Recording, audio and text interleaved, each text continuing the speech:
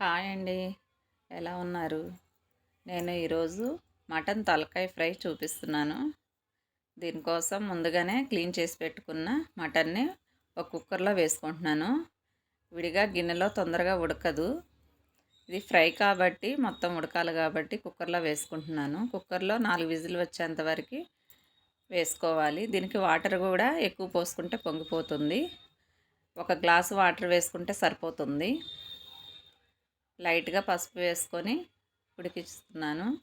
ఇది విజిల్ వచ్చేలోగా సన్నగా ఒక ఉల్లిపాయని తరిగి పెట్టుకున్నాను. ఎక్కువ ఉల్లిపాయలు కూడా వేసుకోకూడదు, టేస్ట్ బాగోదు.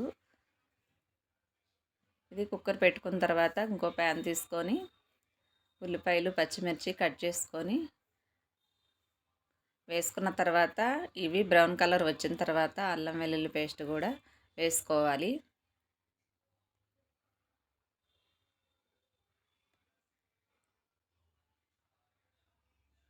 ముందే ఉడికిపోతుంది కాబట్టి ఫ్రైకి ఎక్కువ టైం పట్టదు.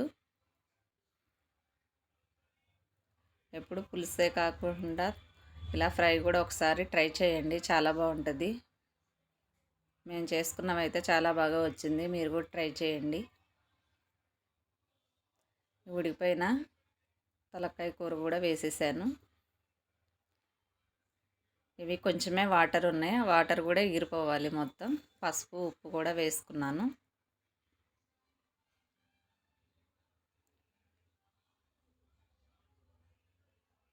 ఇది కొంచెం మగ్గిపోయిన తర్వాత కారం కూడా వేసుకోవాలి.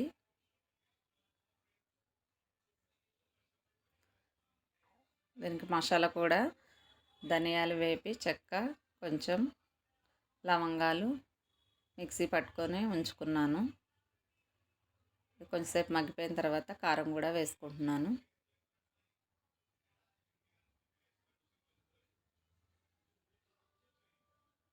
నాన్ వెజ్ కూరలకి కారం కొంచెం ఎక్కువ వేసుకుంటేనే టేస్ట్ బాగుంటుంది.